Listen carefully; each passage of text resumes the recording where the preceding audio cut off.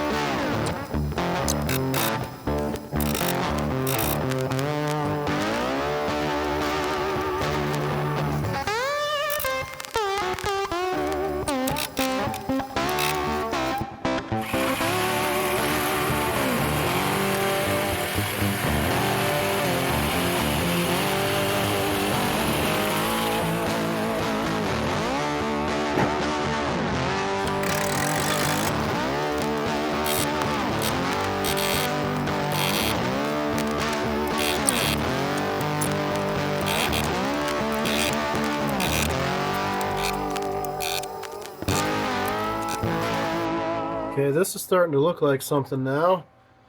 Welding the layers together, doing multiple layers here, I think doesn't hurt anything. Did the same thing over here, welded it to the bottom layer, then welded the top layer. It's getting a little distorted compared to kind of what I was envisioning here. But as long as it works, we're going to call it good.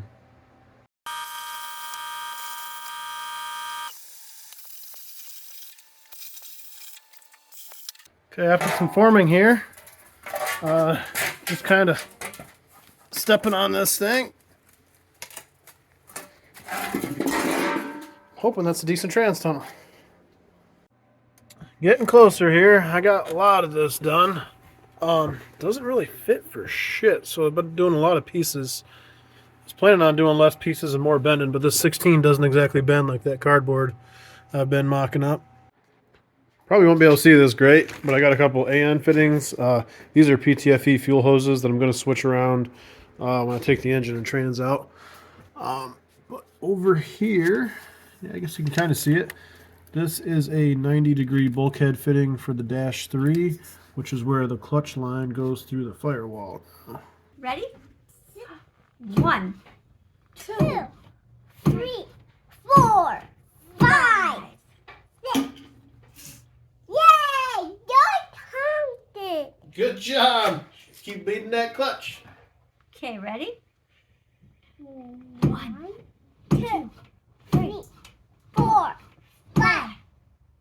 Yeah, 5. Yeah. Now let's get out. You think the pedal's pretty good? You said it was getting decent. Oh my God. You want to press it? Yeah. All right, hold on. Daddy's going to let you out.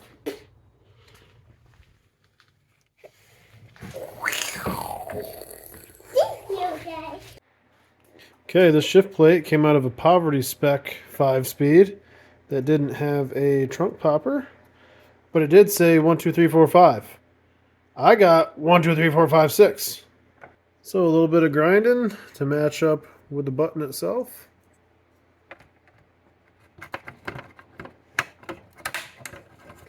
There we go. Got the tunnel mostly done here. I still got to do a little bit of finish work from the bottom side when I pull the engine and trans out and everything. But it is looking pretty factory now. I got the shifter set up how I want it. Factory boot. Not a huge fan of these shiny pedal pads here. They're a little bit slippery. But Willwood does make some rubber pads for them. Part number 330-15726.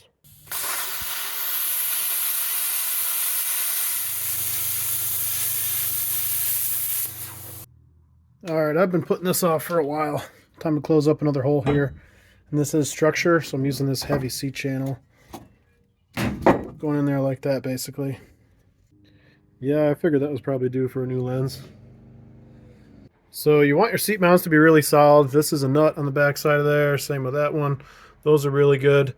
Riv nut, yeah, not the most solid thing. But this is a 1/4 inch plate I just drilled and tapped.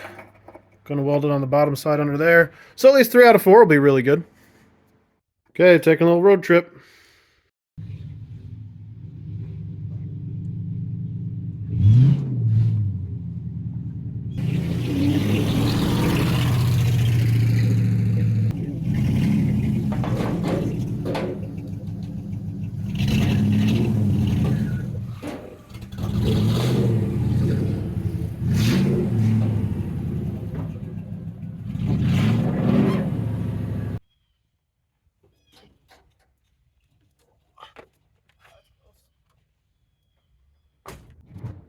Looky here, Papa Woody cleaned this garage up. Nice.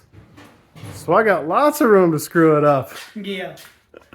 Okay, just starting to unplug all the wiring I just got done so that we can pull the whole engine and trans out of this thing and finish up the bottom side. Okay, I picked up this tranny jack and it's working halfway decent to do the subframe here.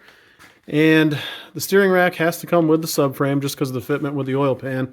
And when I was trying to mock up my front sway bar, I saw the same thing. The sway bar is going to have to be assembled here first before it goes on. And it was already kind of a heavy pain in the ass as it was. So using this tranny jack is going to be a nice little solution for that. All the wiring is undone now. I got fuel lines and that should be it. Pull this thing out.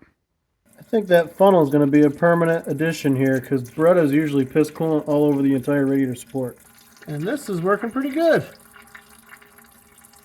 Yep. Okay, see if I forgot anything. Oh yeah, we gotta, I remember we gotta push it that way a little bit while it's coming up.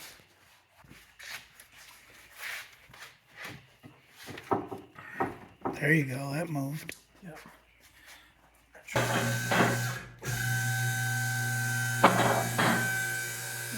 I think we're good. Yeah. Okay. Now wheel this shit out of here. Let's hope it behaves. A little sketchy. Oh, that's working all right. Got most of the wiring cleaned up and loomed. I got one little spot that I still got to do. Ran out of stuff. And I've just been doing a bunch of whacking and welding. And the idea here is, you know, I got 2 spots here. So it's got an overlap. It's got strength. This is unibody. I didn't add any frame. So the extra structure is good.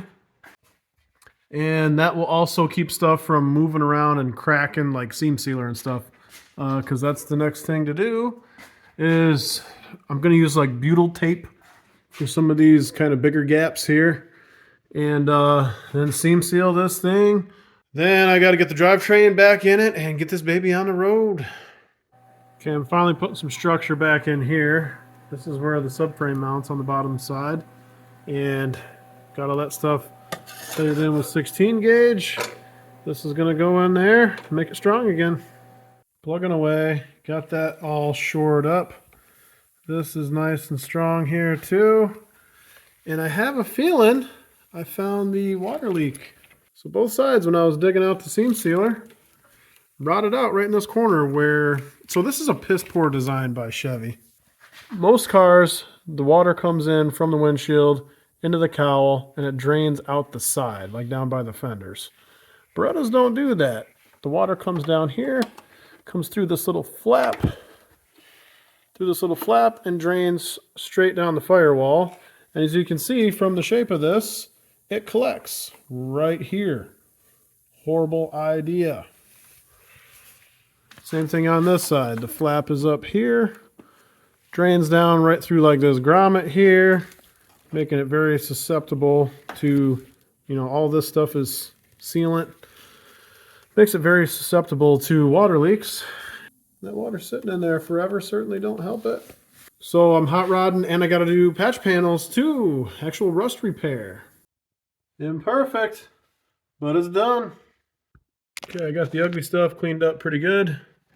This is really where I concentrated, going down through there and across here. That's where the firewall leaks really show up. Got stuff all cleaned up and ready to seam seal it now.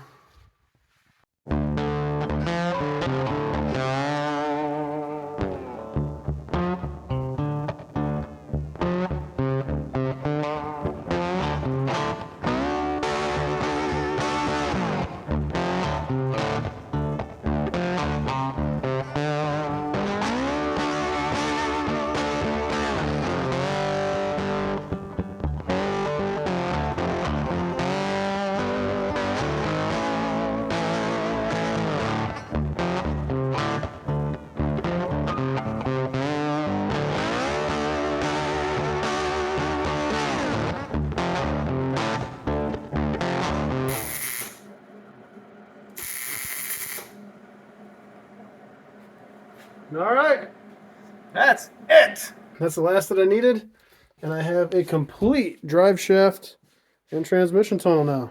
Now there are 0 places where I see daylight. Well, okay, shifter hole. But other than that, 0 places that I see daylight coming through here. Okay, basically finished with an absolutely beautiful job of seam sealing here. It should work for what it needs to be, though. I'm going to fog it with some flat black. This is beautiful right here, but it's going to be more beautifuler. Yep, now it's less ugly. So what I did is paint all this spots that I have to get to so I can get the drivetrain back in here, and then I can dick around with seam sealing and fart around with this stuff later. Just missed my deadline. Today is the day that I sold my Beretta 2 years ago. And it's still, the new one still ain't street legal yet. But it's really close. I got to throw the engine back in. I plan on having all this stuff done by now.